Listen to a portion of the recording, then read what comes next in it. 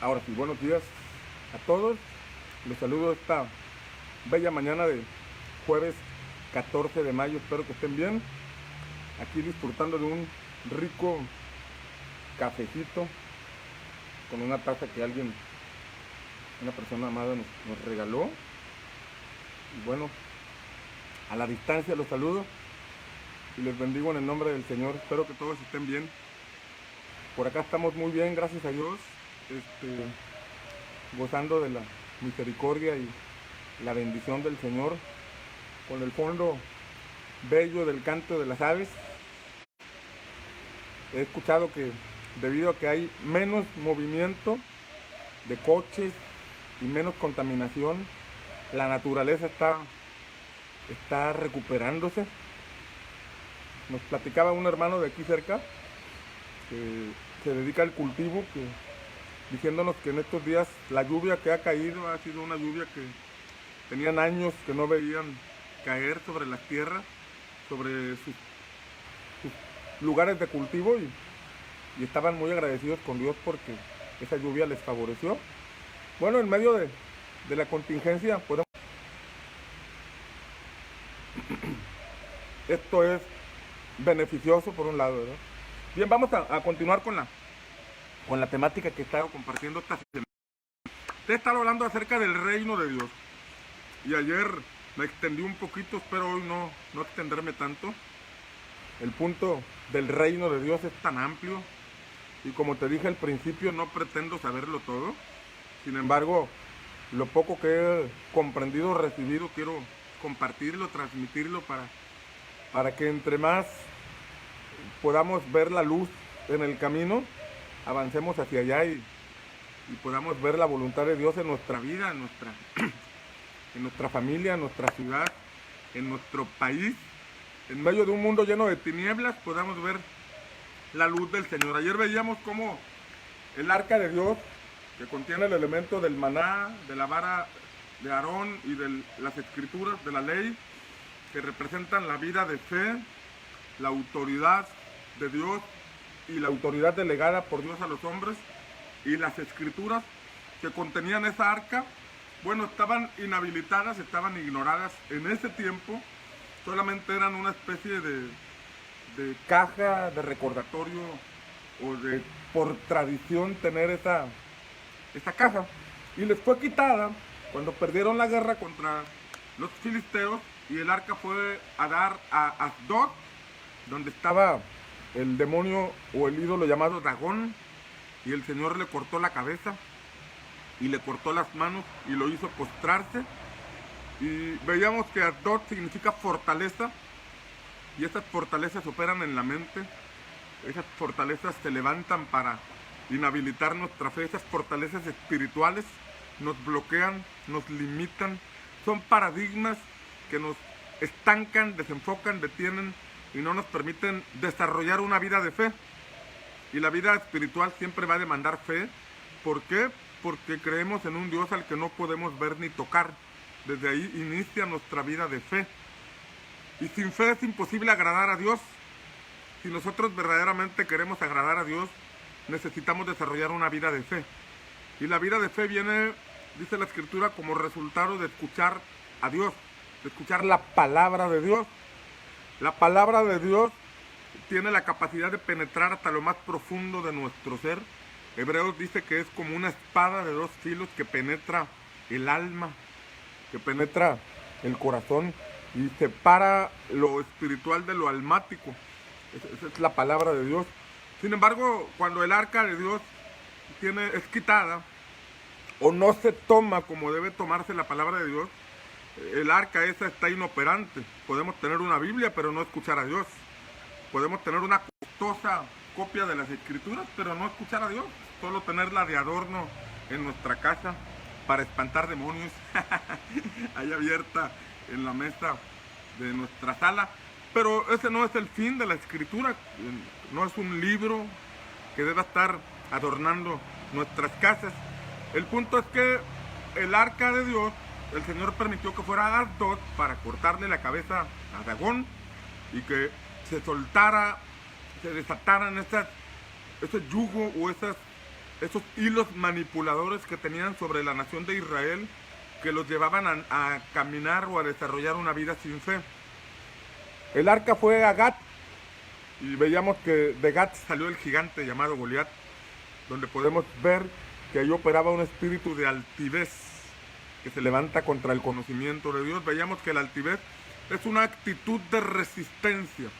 No podemos ver el reino de Dios en nuestra vida, no podemos entrar al ámbito del cumplimiento de las promesas plenas y totales de Dios para nuestra vida si nosotros tenemos algún tipo de resistencia. Dios es eterno y debemos obedecerle, si no, no es Dios. Obedecemos a quien, al que consideramos que tenga más influencia o más autoridad sobre nuestra vida. A Él obedecemos. Al que le damos prioridad en todo, ese es nuestro Dios. Obviamente debemos trabajar, debemos cumplir con obligaciones personales, familiares, pero tener a Dios por sobre todo, que su reino esté sobre todo, significa que en medio de donde yo me desenvuelvo o me desarrollo, ahí Dios es mi prioridad. Y veíamos que después fue a Ecrón, el arca fue a Ecrón, y Ecrón significa desarraigar. Y hablábamos de que las raíces representan lo que alimenta y sostiene el árbol. Es el fundamento del árbol. Y desarraigar en el ámbito relacionado a nosotros tiene que ver del lugar donde nos alimentamos, de la palabra, de las escrituras. Y las escrituras deben nutrir nuestra vida. El apóstol Pedro escribe en una de las cartas diciendo: desead como niños recién nacidos la leche espiritual no adulterada, no adoctrinada. Hay muchas doctrinas que nos limitan, hay muchas doctrinas de hombres, hay muchas tradiciones metidas, incrustadas en la iglesia, pero uno tiene que profundizar en la palabra, en la leche espiritual no adulterada, que es la palabra de Dios, comparándolo con lo que los niños necesitan. Como sabemos, un bebé recién nacido, con solo alimentarse de la leche materna es suficiente. La leche materna le da los nutrientes necesarios, suficientes, para que él pueda sobrevivir, pueda vivir. Y eso es lo que Pedro dice, que con eso es suficiente. Con eso somos alimentados y debemos hacerlo. Podemos escuchar mensajes como este, pero hay que ir a la palabra. Podemos escuchar o leer libros, pero necesitamos nutrirnos directamente de la palabra. Y esa es la parte del arca del pacto, no del arca de Noé, del arca del pacto, que contenía la urna que estaba dentro de ella. Pero el Señor permitió que el arca fuera a aquellos 3 lugares porque estaba quebrantando los principados que operaban en esos lugares. Recuerda que principados, en ese contexto, tiene que ver con lo que se opone al reino de Dios. Tiene que ver con una entidad espiritual menor que Dios. Recuerda que Satanás es un ángel caído, es el príncipe de este mundo. Fue echado del cielo por querer ocupar el trono de Dios, pero al estar aquí, Él desea que nosotros hagamos su voluntad, hagamos su propósito. En el capítulo 8, Jesús le dijo a unos judíos, y cuando la palabra habla de judíos, no se refiere a los de nacionalidad judía, sino que se refiere a los practicantes de la religión judía. Se baja en ocasiones la señal. Le dijo: ustedes quieren hacer los deseos de vuestro padre el diablo. Así le dijo, de la religión judía.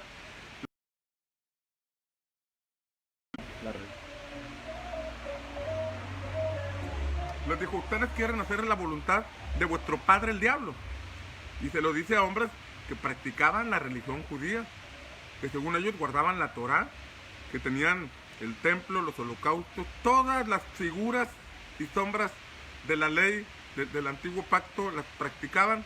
Pero Jesús les dice: ustedes son hijos de su padre el diablo, porque los deseos de él quieren hacer. Aquí vemos esa figura donde el Señor muestra que hay un ser espiritual que dirige a las personas, que manipula a las personas, que establece su voluntad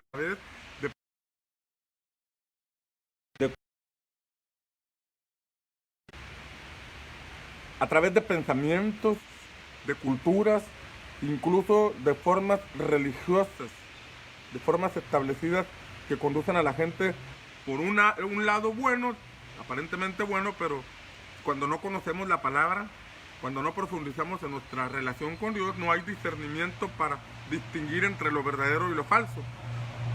Y este principado espiritual fue el que se quebrantó en Asdod, en Gat y en Ecrón, para poder dar continuidad al proyecto de Dios de establecer su reino en Israel. Estábamos hablando del reino natural, que sería una figura o sombra del reino espiritual. Porque finalmente el reino que Dios quería establecer o estableció fue el de nuestro Señor Jesucristo, el reino de Dios por medio de Cristo. Pero por medio de esa figura de reino, el Señor nos ilustra, nos muestra su deseo de establecer su reino entre nosotros. Hablábamos del poder de la resurrección. Por ejemplo, cuando Jesús se sentaba con sus discípulos, les hablaba del reino de Dios, pero les hablaba por parábolas, les hablaba por figuras, les hablaba por sombras, para ilustrarlos. Pero después de resucitar, dice Hechos capítulo 1, que les habló durante 40 días acerca del reino de Dios. Y ahí ya no fue por parábolas. Antes de la resurrección era por parábolas. Después de la resurrección fue con claridad. La palabra no nos dice los detalles de lo que les dijo, porque en nosotros también debe operar el poder de la resurrección, para que ya no veamos el reino de Dios por parábolas o por figuras, sino para que lo comprendamos a plenitud, porque el Espíritu Santo nos lo revela. Una cosa es saber del reino de Dios, saber la parábola de los talentos, saber la parábola de las 10 vírgenes, saber la parábola de la perla de gran precio y muchas otras parábolas donde el Señor nos habla del reino de Dios.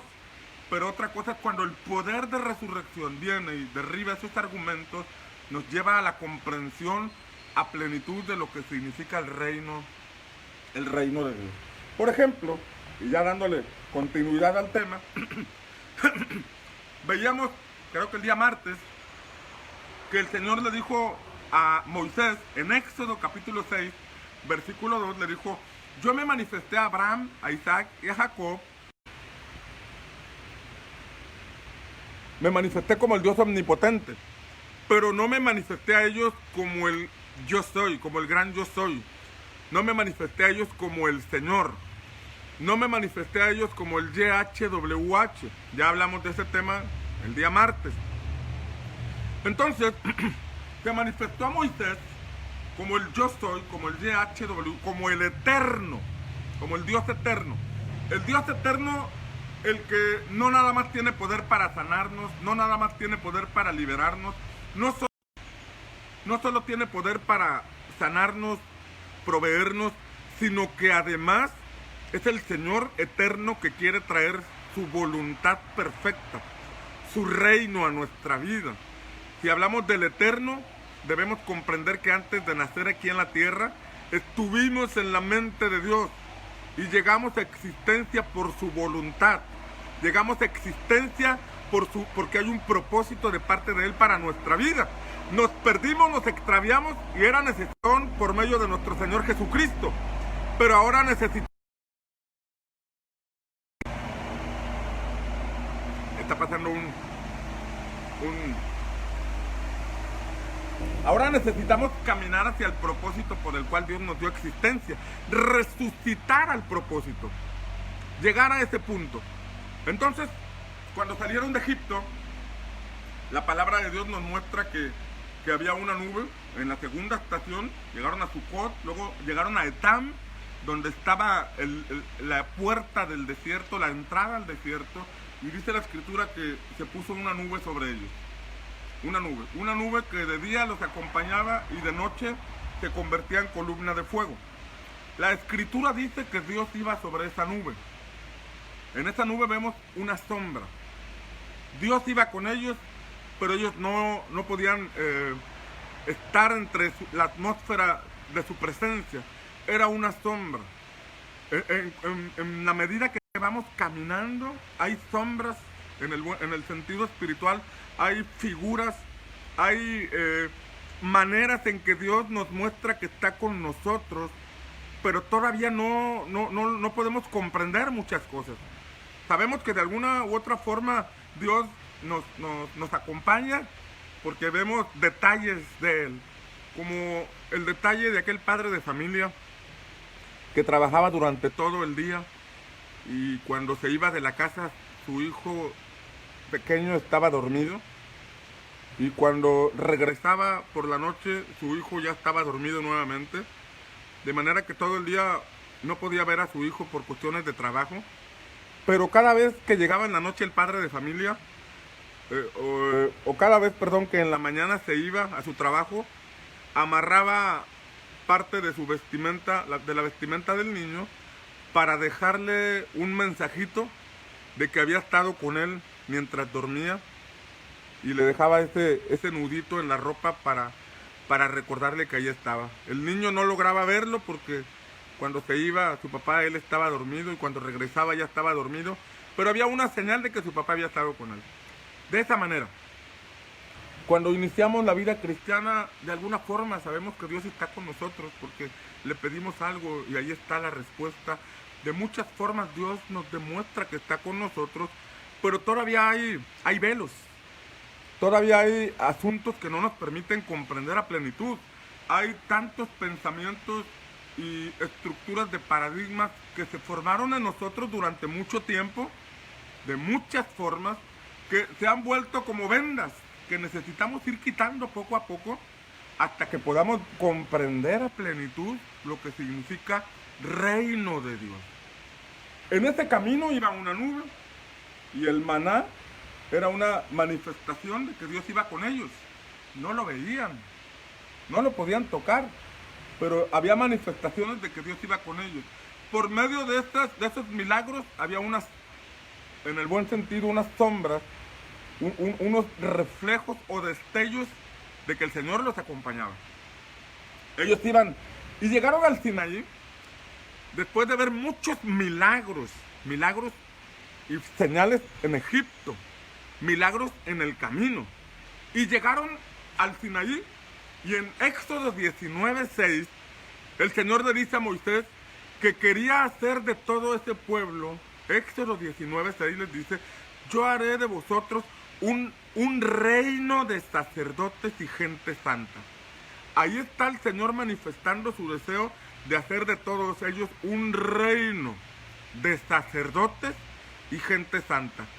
Cuando hablamos de sacerdotes no estamos hablando de tener algún tipo de vestimenta, sotana, título teológico, seminario, nada de eso. Sacerdote, en el estricto sentido de la palabra, es alguien que rinde culto a una deidad, en este caso al Dios eterno. Alguien que tiene comunión con Dios. Alguien que en ese contexto del antiguo pacto levantaba altares y ofrecía sacrificios a Dios. Alguien que tiene comunión con el Señor. Alguien que directamente se relaciona con Él. Alguien que desarrolla una vida espiritual profunda, que tiene entendimiento de los altares, de la comunión con Dios, de ofrecerle a Dios. Alguien que más que pedirle a Dios, le ofrece. Antes del Sinaí era pedir: tenemos hambre, tenemos sed, ya nos cansamos, el sol, muchas quejas. Pero al llegar a la revelación del sacerdocio, es entender que Dios tiene control de todo, que Dios tiene cuidado aún hasta de los más pequeños detalles de nuestra vida. Y cuando llega ese entendimiento, en lugar de pedir, ofrecemos. Se vale pedir, no estoy diciendo que no se vale pedir, se vale pedir, pero llega el punto donde más que pedir, ofrecemos, sabiendo que todo está en manos de Dios, sabiendo que nuestra vida está en manos de Dios, sabiendo que Él tiene cuidado de todo y que nosotros debemos encontrar su perfecta voluntad, porque si buscamos primero su reino y su justicia, El alimento, en el contexto de Mateo 6:33, el alimento, la bebida y el vestido, cosas que Dios les dio por gracia antes del Sinaí, vienen por añadidura. O sea, lo más preocupante de esta vida viene por añadidura cuando buscamos primero el reino de Dios y su justicia. Pero en este contexto de Éxodo 19, el Señor desea atraer a su pueblo, atraerlo hacia Él, subir a la montaña, y esa montaña puede ser símbolo de los lugares celestiales, de los que hablamos ayer. De los lugares celestiales, un lugar por encima del pensamiento terrenal. Una posición de autoridad o un ámbito espiritual donde no somos manipulados por los pensamientos de este mundo, por los paradigmas del príncipe de este mundo, sino que nos decidimos profundizar en buscar la voluntad de Dios.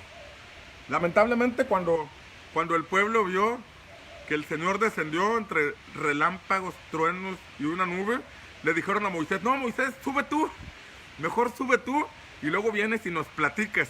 Sube tú y luego vienes y nos cuentas. La mayoría de la gente no quiso subir a la montaña.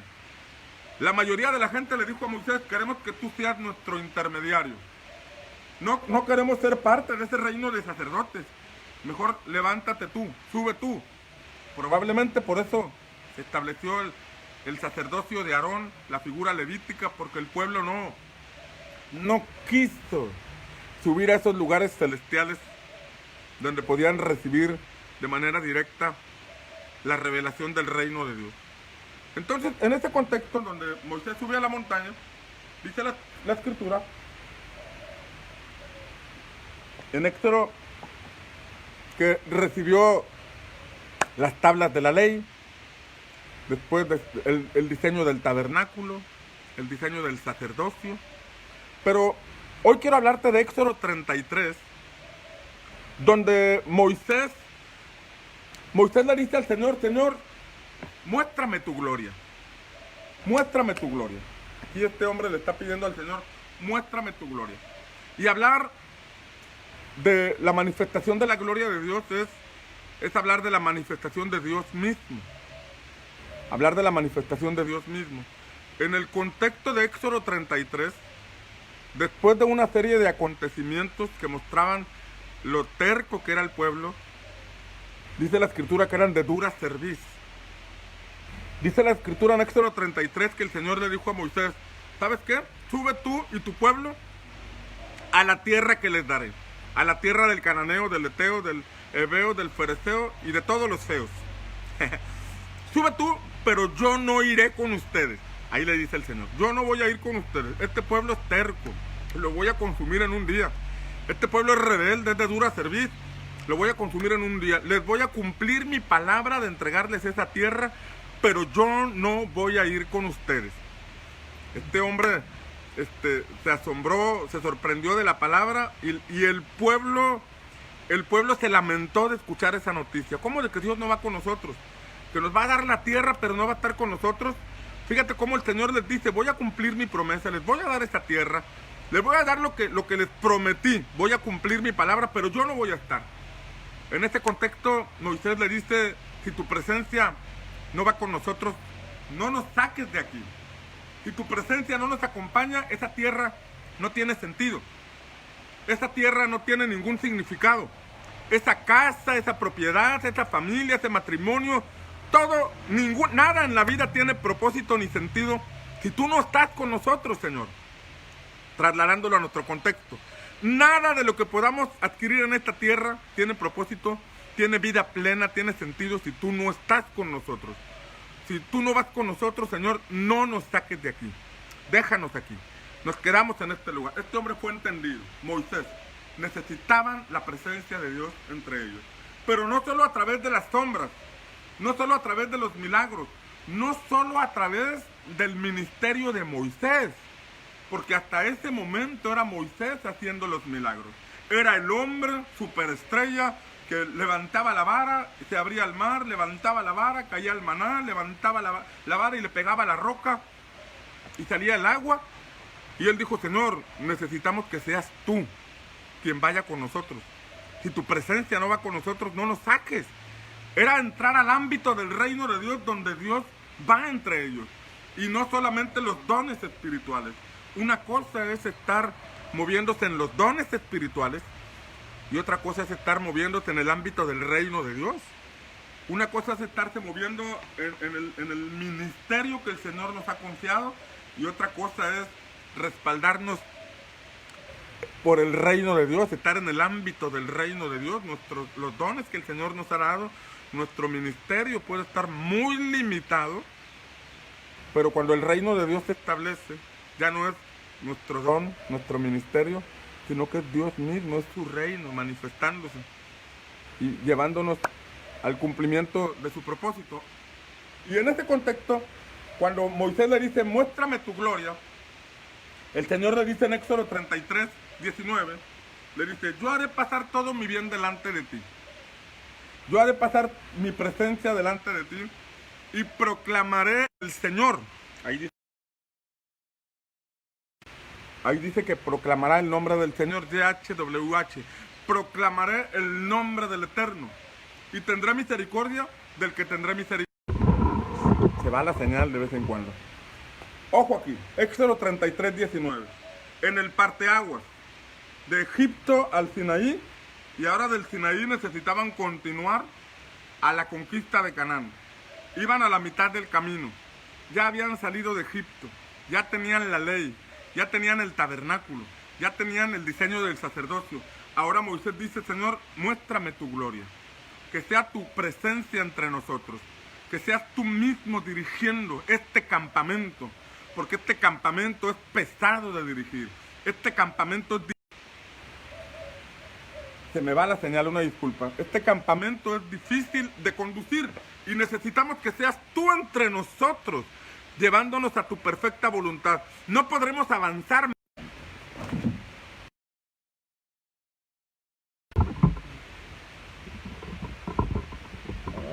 Una disculpa, se va la señal. Se nos va la señal, por ahí está. Moisés estaba entendiendo que no podrían avanzar al reino, al establecimiento del reino, si Dios no estaba presente entre ellos.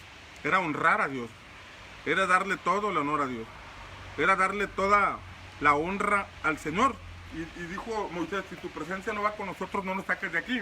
Y entonces el Señor le dijo, en el contexto donde dice, quiero ver tu gloria, muéstrame tu gloria, el Señor le dice, yo haré pasar todo mi bien delante de ti y proclamaré el nombre del Señor. Y tendré misericordia con el que tendré misericordia. Y me mostraré bondadoso con el que quiera mostrarme bondadoso. Ojo aquí. Antes del Sinaí, la gente murmuraba, se quejaba y Dios era paciente. Dios era misericordioso. Antes del Sinaí. Antes del Sinaí podemos leer que murmuración, quejas contra Moisés, contra Aarón, con el camino, querían volver, malas actitudes. Y Dios bondadoso. Pero después del Sinaí, las cosas cambiaron. Después del Sinaí ya tenían la palabra, la ley, ya tenían el diseño del tabernáculo, ya estaba el sacerdocio, ya el Señor había dicho, yo voy a ser misericordioso con quien quiera ser misericordioso. Ya conocen los estatutos, ya saben cómo deben conducirse, ya han tenido manifestaciones de mi poder, de los milagros, de las señales. Ahora aquí no se puede andar jugando. Por eso vemos que después del Sinaí, en la primera murmuración que hubo, ¡pah!, se encendió el campamento allá en un extremo, donde hay un lugar que le pusieron Tavera, porque ya ahí ya Dios, en el reino de Dios, ya las cosas no son un juego. Entrar al ámbito del reino de Dios no es estar jugando, es entender que a Dios hay que obedecerle. Es entender que hay cosas extraordinarias que Dios nos va a llevar a alcanzar, cumplir su propósito para nuestra vida, pero ahí el camino es estrecho. Ahí no podemos estar murmurando contra Dios, no podemos estar quejándonos, sino que entendemos que a Dios hay que respetarlo, hay que honrarlo, porque Él no es un genio en una lámpara de Aladino al que le podemos frotar para que nos conceda nuestros caprichos. Él no es un papi que nos aguanta nuestros caprichos para que no nos vayamos de la iglesia, para que no nos vayamos de la casa. No, Él es el Eterno. Y nosotros debemos llegar a la madurez para comprender que a Dios hay que obedecerle. Por eso después del Sinaí dijo, yo voy a tener misericordia con el que quiera tener misericordia. Yo voy a mostrarme bondadoso con el que quiera mostrarme bondadoso. En ese ámbito podemos estar antes del Sinaí, disfrutando del maná, disfrutando del agua de la roca, disfrutando de la misericordia del Señor. Pero si queremos avanzar hacia Canaán, hacia el propósito eterno de Dios para nuestra vida en esta tierra, necesitamos comprender esta verdad. El Eterno, el Dios Eterno, merece nuestra obediencia, admiración, respeto y honra por sobre todas las cosas. Debemos despojarnos de todo concepto religioso que nos hace tomar en vano el nombre del Señor, que nos hace jugar o tomar a la ligera el llamado que el Señor nos hace. Pero veamos algo aquí. El Señor dice, yo haré pasar todo mi bien delante de ti. En este ámbito de entrar a la gloria de Dios manifestada para llevarnos al reino, al establecimiento de su reino, Él dice, toda mi bondad yo la haré pasar delante de ti. Delante de ti, yo voy a ir delante de ti. Yo voy a mostrar mi poder delante de ti. Yo te voy a llevar a la consecución de este propósito porque yo voy delante de ti. Y voy a proclamar el nombre del Señor. Y hablar del nombre del Señor veíamos que es hablar del Eterno. Es cuando hablamos de proclamar, de hablar, recordar. Siempre que Dios habla sucede algo. En Génesis capítulo 1 vemos que Dios dijo sea la luz y fue la luz. En el Génesis 1 vemos que dice el Señor, sepárense las aguas de arriba y las aguas de abajo y haya expansión. Cuando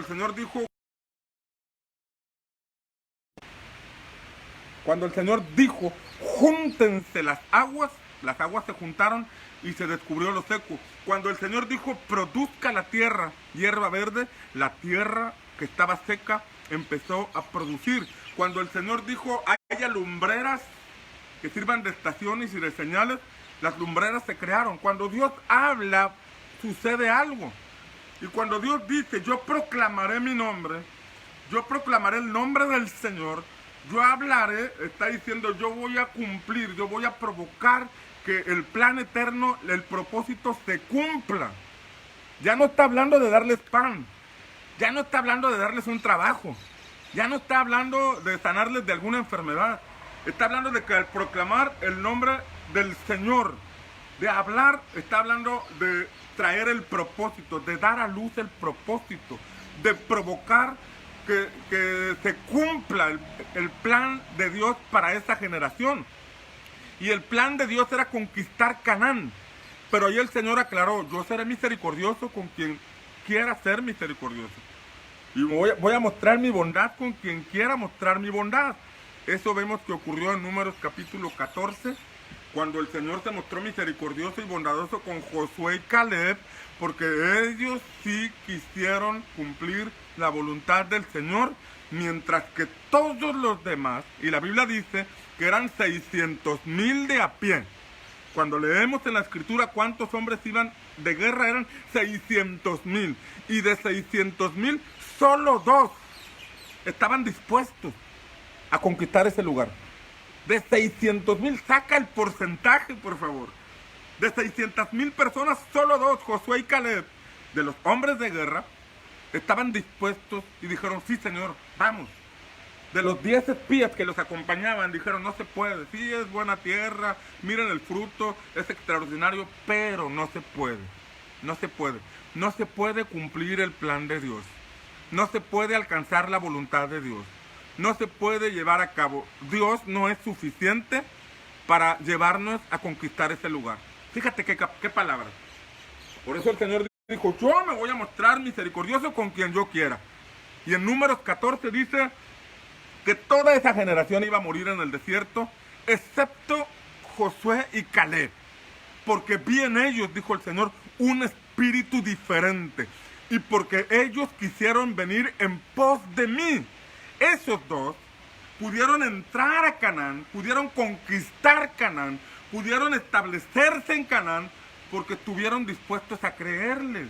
De 600,000, solamente 2. Yo espero que tú y yo seamos parte de esos 2, porque como vemos es una gran mayoría la que decide quedarse en el desierto. Es una gran mayoría la que decide quedarse con la misericordia de Dios, que consta del pan, del maná y del agua sobre la roca. Es una gran mayoría la que decide quedarse con el tabernáculo dando vueltas al desierto y pasar sus 40 años en una vida limitada sin desarrollar fe. Es una gran mayoría. Los menores de 20 años sabemos que entraron a aquella generación, a la conquista de Canaán, pero de 600,000, 2. Solamente 2 entraron. Que tú seas encontrado con una actitud diferente, como Caleb y Josué. Que tú seas encontrado como esos hombres que dijeron, sí, Señor, sí, a lo que tú nos digas. Vamos a entrarle. Sí hay gigantes, pero los vamos a vencer. Sí hay murallas, pero las vamos a derribar. Sí va a ser una tarea titánica, pero mayor es el que está con nosotros que el que está en el mundo. Y esto, mis queridos 4 fieles videoescuchas, esto es más que buenas intenciones. Esto es mucho más que buenas intenciones. Esto es mucho más que estar animado. El ánimo va en el alma. El ánimo y los buenos deseos están en el alma.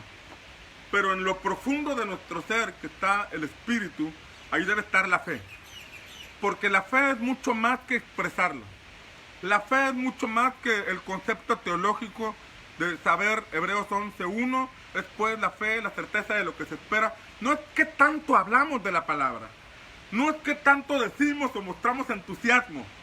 Es que tanto en lo profundo de nuestro ser está el arca del pacto. Y el arca que contiene el elemento de la fe, el elemento de la autoridad y el elemento de la palabra debe estar arraigado. En nuestra mente está la información que tenemos. En la parte de afuera mostramos lo que queremos ser o lo que quisiéramos ser, pero en el espíritu está lo que realmente somos. Es la parte de nuestro ser donde está lo que verdaderamente somos, lo que pensamos, lo que realmente, las convicciones que tenemos. Y si en el espíritu no hay fe, por más que digamos, sí, vamos a entrar en el nombre del Señor, el diablo está bajo nuestros pies y está vencido, son puras palabras. Son puras palabras. La fe se demuestra.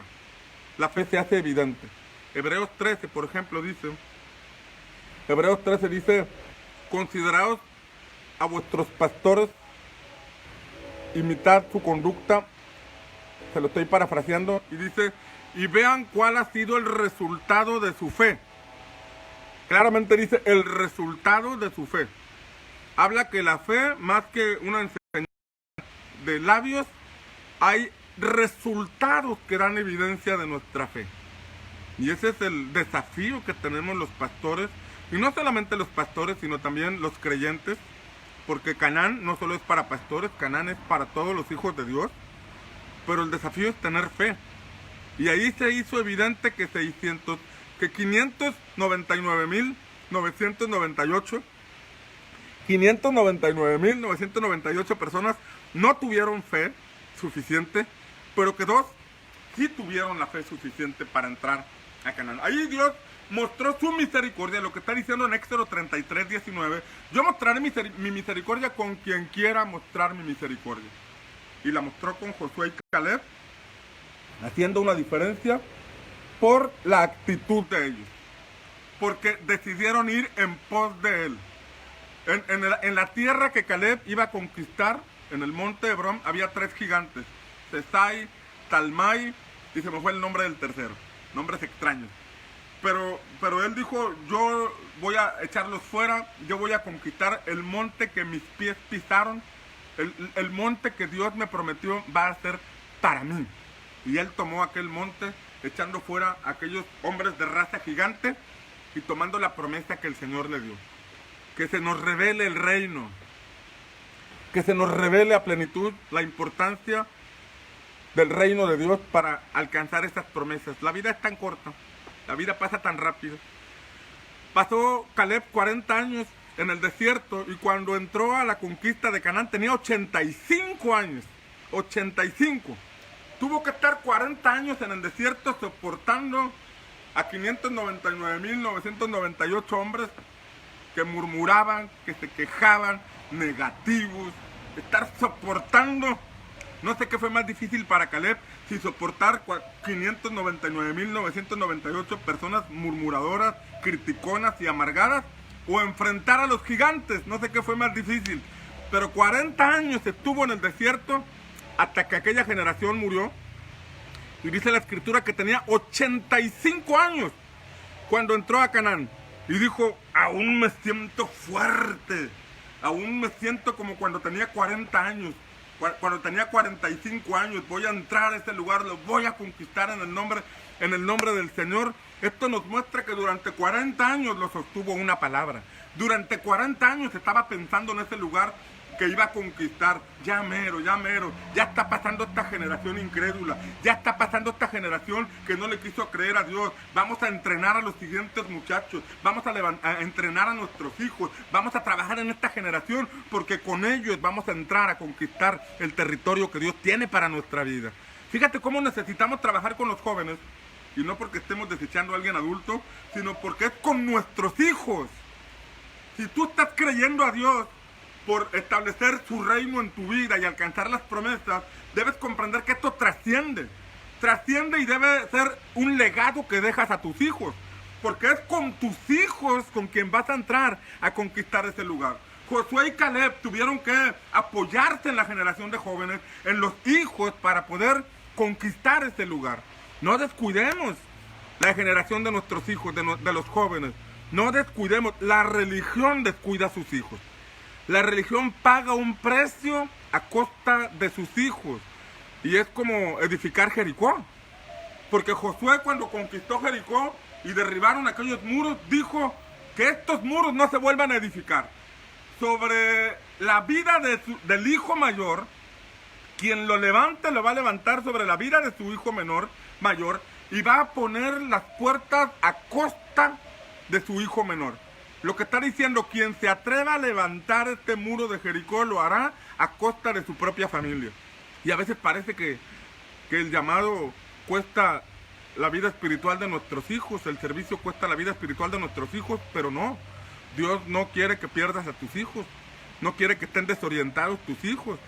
Sí nos llama al servicio, sí nos llama a una vida de fe, pero esto tiene el desafío de que junto con nuestra familia vayamos hacia allá.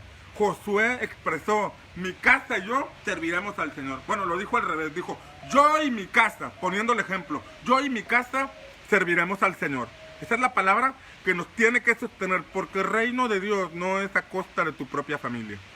Reino de Dios no es a costa de tus propios hijos. Reino de Dios necesitamos comprender que es poner a Dios por encima de nuestro matrimonio, pero no perdiendo nuestro matrimonio. Es poner a Dios por encima de nuestra familia, pero no perdiendo a nuestra familia. Porque el plan de Dios es bendecir familias. Él dijo, bendeciré a todas las familias de la tierra a través de tu descendencia, le dijo a Abraham, refiriéndose a Cristo. Dios desea bendecir a todas las familias. Volviendo al Éxodo 33, donde el Señor le dice, yo haré mi bien delante de ti y tendré misericordia, y proclamaré el nombre del Señor, y tendré misericordia del que tendré misericordia. Pero mira lo que dice aquí. Dice, mas no podrás ver mi rostro, porque el que lo vea va a morir. No podrás ver mi rostro, porque no puede verme a alguien y vivir. Ahora, ojo aquí. El Señor le está diciendo en el contexto de que Moisés le está pidiendo, muéstrame tu gloria. En el contexto de avanzar hacia Canaán, porque ahí en Éxodo 33 el Señor le dice, sube, pero yo no voy contigo. Y Moisés intercede y le dice, quiero ver tu gloria, quiero que vayas con nosotros. En ese contexto de conquistar el reino, de alcanzar la voluntad de Dios, de la manifestación de la gloria, en ese contexto el Señor dijo, no podrás ver mi rostro. En ese mismo capítulo de Éxodo 33, vemos que Moisés levantó el tabernáculo. Y cuando levantó el tabernáculo, dice que la nube de la gloria de Dios descendía allí y hablaba con Moisés cara a cara, como habla uno con su compañero. Allí está diciendo que Moisés hablaba cara a cara con Dios en el tabernáculo. Cara a cara con Dios en esa tienda de campaña que habían levantado. Pero acá en el contexto de donde vamos a Canaán, donde vamos a establecer el reino de Dios, ahí no puedes ver mi rostro. ¿Por qué? Ver el rostro de Dios significa, ojo aquí, ver el rostro de Dios significa que estás yendo tú hacia el otro lado. Que te paras frente a Dios mirando hacia el otro lado. Y esto implica ir en contra de la voluntad de Dios. Dios te dice, vamos para allá, pero tú te pones enfrente para ver su rostro, porque es la única forma en que puedes ver su rostro y decirle, no, es para allá, es para el otro lado. Es ir en contra de la voluntad de Dios. Y el Señor está diciendo, en esta dinámica de ir a conquistar Canaán, tú no puedes pararte frente a mí. Tú no puedes ponerte en resistencia. Si verdaderamente quieres que haga mi voluntad en tu vida, tú tienes que aceptar mi perfecta voluntad. Si verdaderamente quieres conquistar las promesas, no debes resistirte a nada. No debes ir a ningún lugar contrario. Debes ir en todo y con todo al lugar a donde te quiero llevar. Esto es profundo y es tremendo. Sin embargo, eso implica el reino de Dios. La mentalidad del reino es, no contradigo ningún principio de la palabra del Señor. No contradigo ningún principio de la Escritura. Y no estamos hablando de obedecer a Moisés, estamos hablando de obedecer a Dios.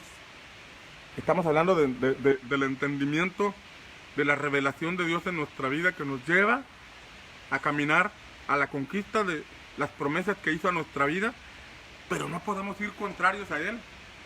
Cualquier área de nuestra vida que sea contraria, sí, quiero las promesas, pero también quiero, ahí ya somos contrarios. Y no podemos ir con Él si somos contrarios a Él en algún aspecto de nuestra vida. Ahora, fíjate bien, ahí vemos unas cosas que rápidamente te quiero mostrar, algunos tips, algunas llaves a partir del versículo 21, que nos permitirán ir o nos entrenarán o nos capacitarán para caminar en la voluntad de Dios, para ponernos de acuerdo con Dios. Amós 3:3 dice, andarán dos si no se pusieran de acuerdo, caminarán dos si no se pusieran de acuerdo. Por supuesto que no. Y para caminar con Dios en esa dirección de conquistar Canaán, es importante comprender, Él es Dios y nosotros solo le obedecemos. Él es Dios. Y en ese ámbito se inhabilita, ojo aquí, se inhabilita el libre albedrío. O sea, Dios nos ha dado una facultad de libre albedrío. Y el libre albedrío es que yo tengo la facultad de decidir si sí o si no. Si sí o si no.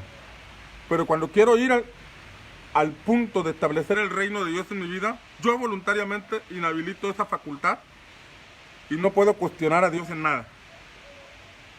O sea, esa facultad de decir sí o no, ya no opera en mí, sino que todo lo que Dios me diga, lo tengo que hacer. Todo lo que Dios me diga. De lo contrario, quedaré bajo la sombra de la gracia, cobijado en la gracia con el maná, dándole 40 años vueltas al desierto, sí, con la compañía de Dios, pero sin entrar a la vida plena que Él tiene para mí. La vida Zoe que Cristo vino a traernos. Entonces, voluntariamente se deshabilita el libre albedrío. O sea, sigue el libre albedrío en nosotros, pero ya no lo consideramos porque no cuestionamos ninguna instrucción de parte del Señor, porque decidimos obedecerle en todo. Entonces, en el versículo 21, el Señor le dice a Moisés, tú estarás en un lugar junto a mí sobre la peña. Junto a mí sobre la peña. En 1 Corintios 10, el apóstol Pablo dice que esa roca era Cristo, que la peña, la roca que los acompañaba era Cristo. Lo que nos está diciendo y nos muestra a nosotros por medio de esa figura de la peña es que para entrar a ese ámbito de la voluntad perfecta que Él tiene para nuestra vida, indiscutiblemente debemos estar junto a Él sobre la peña. Junto a mí sobre la peña. Ayer hablábamos que Cristo está a la diestra del Padre en lugares celestiales. Para poder entrar a ese ámbito necesitamos que opere en nosotros el poder de la resurrección, derribando estos velos, transformándonos por medio de la renovación de nuestro entendimiento para comprender que para estar en ese lugar y poder ir con Dios a la consecución de esas promesas, el lugar es junto a Él, en la peña, en los lugares celestiales, a la diestra del Padre, donde está Cristo sentado. Y es un asunto espiritual y no es un asunto intelectual. Insisto en esto, porque con el solo hecho de aprender o de saber, no nos sentamos de manera automática ahí. Programación que debe haber en nuestra mente.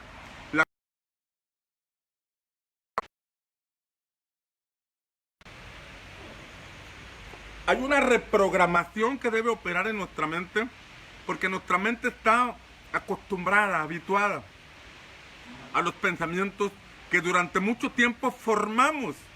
Y si nosotros ni siquiera leemos la palabra, ni siquiera tenemos el intento de leer la palabra, esos pensamientos no son cambiados.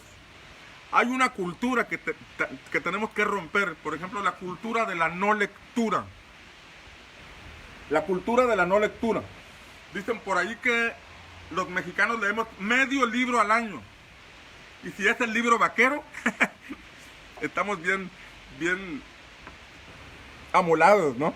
Entonces, la cultura de la no lectura. O sea, tú examina cuánto tiempo lees la Biblia. Simplemente ya leíste toda la escritura para empezar. Tenemos a nuestro alcance la sabiduría de Dios, pero no la leemos. Porque nos gusta depender de intermediarios. De que alguien nos dé un mensajito, de que alguien nos hable. Y no estoy diciendo que no debamos aprender. Claro que sí, yo me siento a escuchar a otros siervos de Dios y aprendo y admiro a hombres de Dios que transmiten sabiduría, revelación, entendimiento y que nos rompen la tapa de los sesos cuando comparten enseñanzas.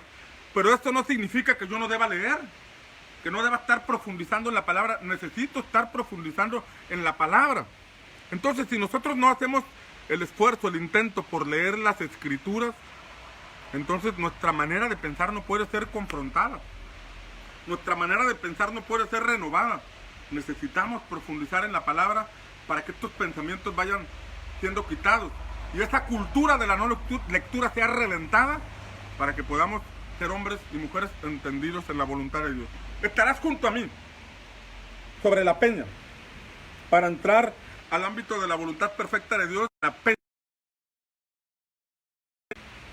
Y luego dice la escritura, ahí mismo, en ese contexto, dice, y te pondré en la hendidura de la peña. ¡Wow! Ojo aquí. Te voy a poner en la hendidura de la peña. La hendidura era una área, según la raíz de esa palabra, era una área estrecha y alargada, poco profunda. Te voy a sepultar en la peña. La peña tiene una hendidura estrecha, alargada y poco profunda. Algo así como una sepultura. Te voy a sepultar en la peña.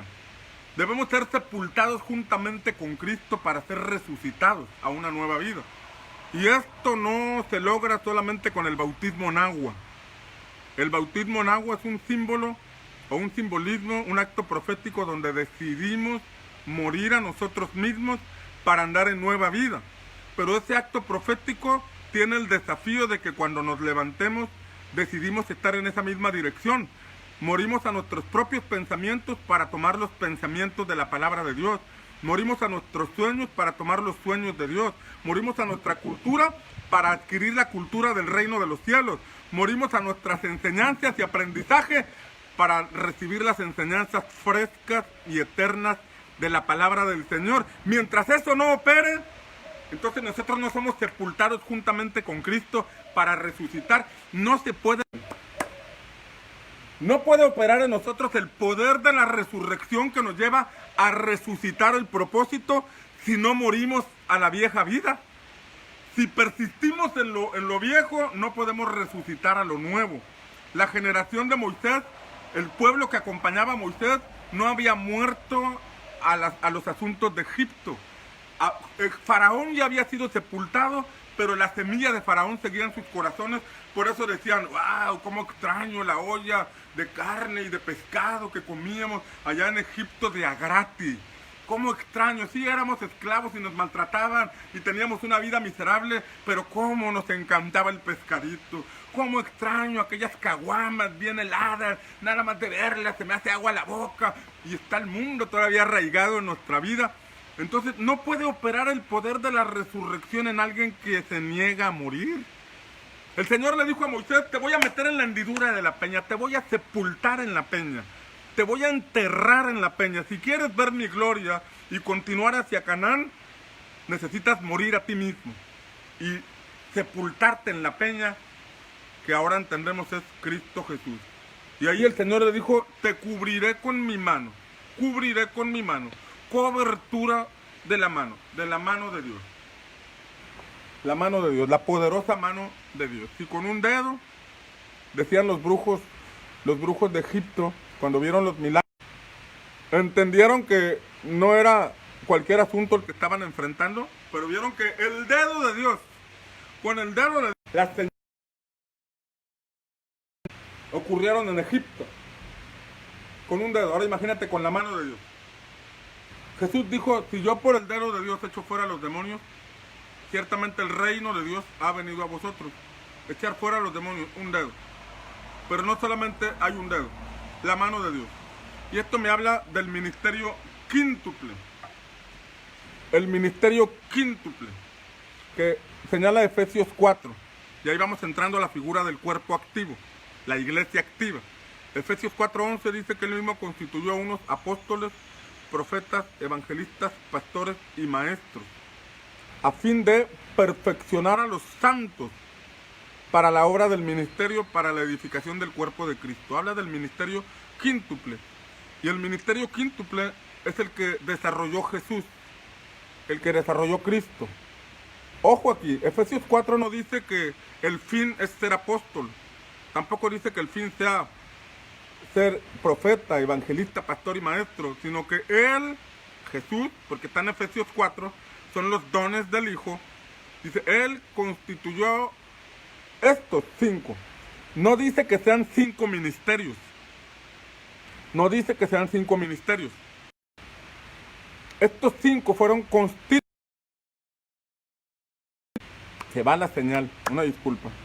Estos 5 fueron constituidos para perfeccionar a los santos para la obra del ministerio. Lo dice en singular, del ministerio. No dice que hay 5 ministerios para perfeccionar a los santos. Dice que él constituyó a estos 5, son los dones del Hijo, para perfeccionar a los santos para la obra del, en singular, del ministerio. ¿Y cuál es el ministerio? El ministerio de Cristo, el ministerio de Jesús, el ministerio quíntuple, porque Cristo se movió en estas 5 cosas. Apóstol significa enviado. Y el libro de Hebreos dice que consideremos al apóstol, al apóstol de nuestra profesión, que es Jesús. Él es el enviado por el Padre con una misión. Él es nuestro apóstol. Pero también operó como profeta. Pero no fue un profeta que la gente buscaba ahí para que les adivinara si iban a tener casa o no tenían casa. No andaba en cosas simples. O sea, no andaba en asuntos almáticos o en asuntos temporales. Porque los asuntos temporales hablan de nuestro desenfoque de lo que es el reino de Dios. Jesús se movió en lo profético, pero en lo relativo al reino. Por ejemplo, leemos en Juan capítulo 4 que le era necesario pasar por Samaria y que se paró en un pozo para beber agua. Pero él fue a este lugar porque él entendía que ahí llegaría una mujer. Él sabía, porque el Espíritu Santo se lo reveló, porque se movía con la unción profética, y él sabía que en este lugar llegaría una mujer que era la puerta de acceso a Samaria. El propósito era reino. El propósito era establecer el reino en Samaria. Pero los samaritanos y los judíos no se llevaban entre sí. Había un conflicto religioso de muchos años y no había buenas relaciones. Entonces Jesús directamente no podía entrar, pero había una mujer que sería la puerta de acceso. A Jesús se le reveló, el Padre, el Espíritu Santo le reveló que ahí llegaría esa mujer. Y cuando llegó la mujer, entabló la plática que sabemos que fue un asunto del agua, dame de beber, cómo es que tú siendo judío me pides de beber, y toda esa conversación hasta que Jesús le dijo, llama a tu marido. Y ella dijo, no tengo marido, y Jesús le dijo, bien has dicho, porque 5 maridos has tenido, y el que ahora tienes no es tu marido. Y esta mujer le dijo, se me hace que tú eres profeta.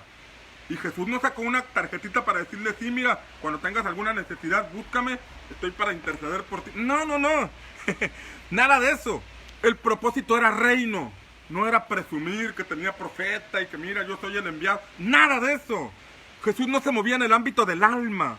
Jesús no quería ni ser el centro de atención porque él tenía la agenda del cielo, la agenda divina. Y la agenda era salvar Samaria, no andar presumiendo que tenía el don de profecía. El propósito era alcanzar a los samaritanos. Y cuando esta mujer dijo, se me hace que tú eres el que habría de venir, fue con los samaritanos y les dijo a todos los samaritanos, se me hace que el que está allá afuera es el anunciado que habría de venir, porque me dijo todo acerca de mi vida. Y dice la palabra que los samaritanos vinieron a donde estaba Jesús y creyeron en Jesús al grado que le dijeron a la mujer, ahora creemos que Él es, no solo por lo que tú nos dijiste, sino porque vimos que realmente Él es el Mesías. La agenda era reino, la agenda era propósito, y Jesús se movió en ese ámbito de la profecía por asuntos del reino, no por asuntos de entretenimiento de la gente, por asuntos del reino, no por profetizarle a los hermanos lo mismo que ya les han profetizado muchas veces. Era un asunto de traer el reino a la tierra, de traer la voluntad del cielo a Samaria, salvar a los samaritanos. Necesitamos romper con este asunto almático de estar siempre encerrados en el templo esperando que un profeta nos lea la mano, nos adivine el futuro, cuando en realidad hay una agenda superior. Y eso ocurre cuando nosotros no hemos madurado. Buscamos en el profeta que nos dé la revelación cuando nosotros no recibimos de parte de Dios. Porque déjame decirte que la voluntad de Dios debe ser revelada a todos nosotros. Y eso viene como consecuencia de una transformación. Romanos 12:2 dice, tenemos que ser transformados por medio de la renovación de nuestro entendimiento para comprobar la buena voluntad. Dios nos habla y después un profeta nos puede confirmar. Dios nos habla y después un profeta nos puede decir una palabra y confirma lo que el Padre ya nos dijo. Y eso dice, vamos en la misma dirección, vamos en la dirección correcta. Pero mientras no maduremos, estaremos buscando ahí que un hermano nos diga lo que Dios tiene para nosotros. Doblemos la rodilla, subamos a la montaña, derribemos esos estigmas. Y ahora ya paradigmas evangélicos, porque esto no pasa en otro lugar más que en la iglesia evangélica, donde esperamos que un siervo de Dios nos dé una palabra, cuando el Espíritu Santo es quien te debe revelar la palabra. El ministerio profético a buscar la voluntad de Dios, para inspirarnos. Dice la Escritura que están para perfeccionar a los santos, para la obra del ministerio. Yo creo en los apóstoles, yo creo en los profetas, pero creo principalmente en que la asignación es reino de Dios, y no un reino apostólico, no un reino profético, no un reino evangelístico, es el reino de Dios. Y en este contexto habla apóstol, profeta, la mano de Dios, te cubriré con mi mano, la mano de Dios, apóstol, profeta, apóstol, un enviado, profeta, alguien que comprende la voluntad de Dios, le ha sido revelada la voluntad de Dios. Luego evangelista, Jesús hizo ministerio de evangelista, dice la palabra que recorría las aldeas predicando el evangelio del reino. Predicando el evangelio del reino, así dice la Escritura, el evangelio del reino. No era un evangelio judío, era el evangelio del reino. No era un evangelio romano, era un evangelio del reino. No era un evangelio evangélico de la denominación. No era un evangelio de una institución, vaya. No era, ven, forma parte de esta institución o forma parte de esta religión. Era el evangelio del reino de Dios. Desde el inicio Jesús predicaba, hagan la voluntad del Padre, busquen la voluntad de Dios. Ese era el evangelio del reino, acompañado de señales, de prodigios, de milagros, de echar fuera demonios. Ese es el evangelio del reino, establecer el reino de Dios en las personas. Pero El otro don, apóstol, profeta, evangelista, es el de pastor. Y el pastor cuida el rebaño. Y el último es el de maestro. El maestro enseña, discipula. Y esas son las dos principales encomiendas que Cristo nos dio, es evangelizar y formar discípulos. Es el ministerio quíntuple, es lo que Cristo desarrolló. Y es una forma de estar en cobertura para saber que nuestras intenciones son las correctas. Las intenciones del corazón son las que se manifiestan. Quiero los beneficios de Dios, pero no quiero nada con su reino.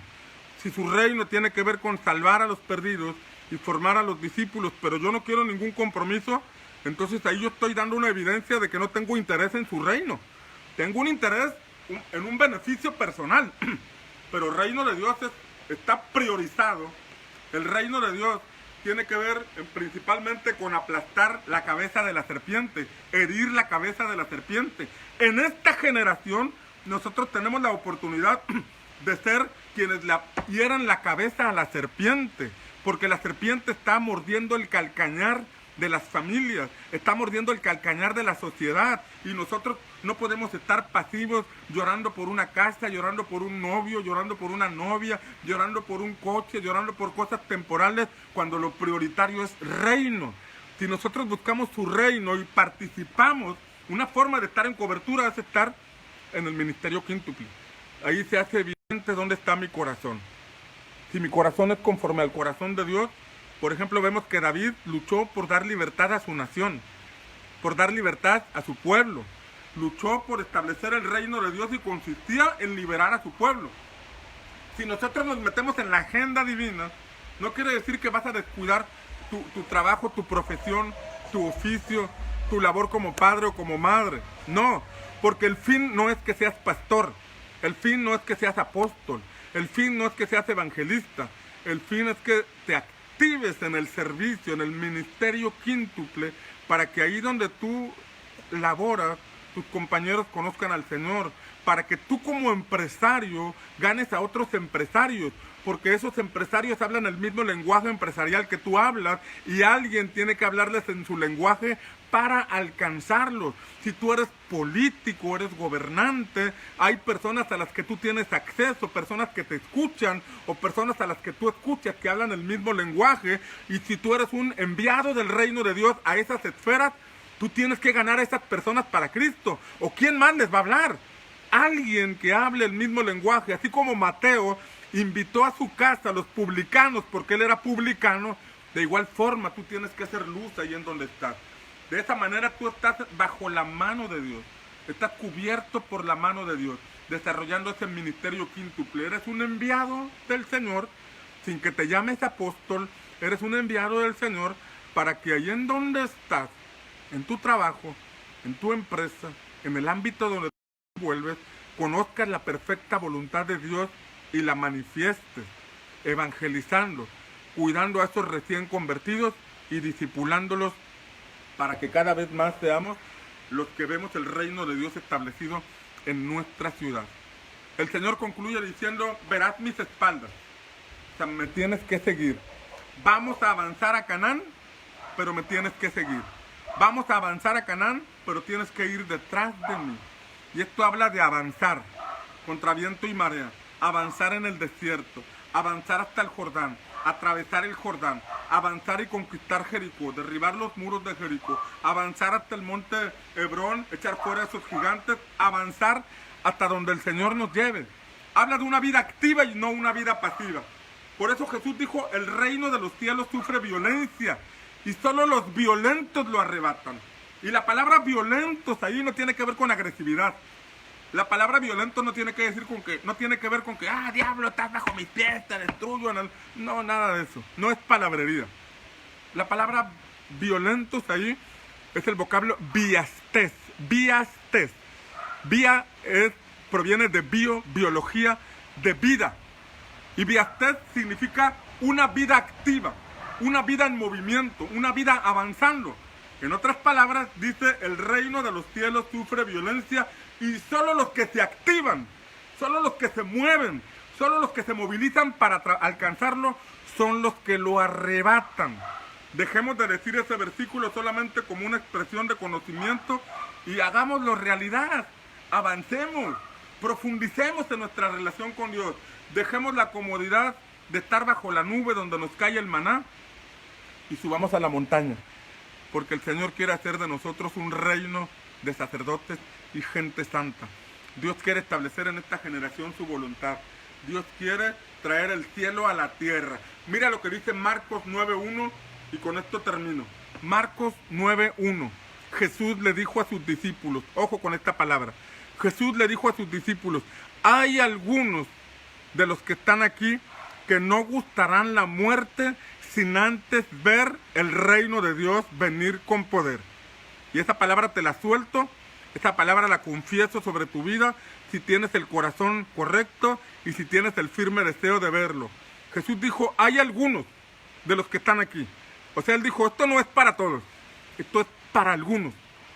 Ojo aquí, era gente que estaba cercana a Jesús, pero Él dijo, solo algunos de los que están aquí, no todos, solo algunos no van a morir sin antes ver el reino de Dios venir con poder.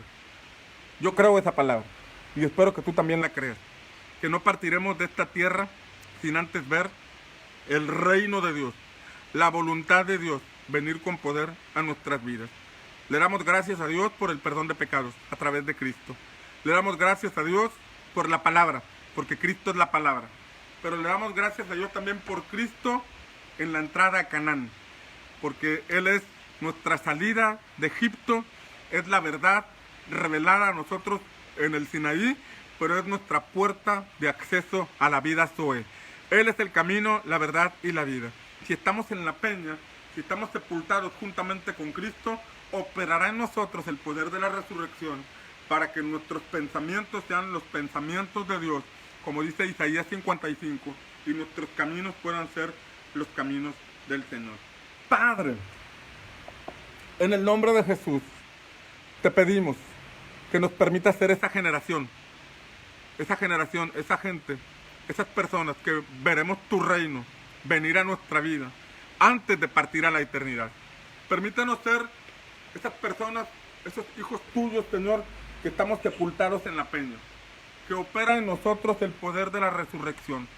Para eso nosotros sepultamos nuestra forma de pensar, sepultamos todos nuestros logros, todos nuestros reconocimientos teológicos, doctrinales, los sepultamos, Señor.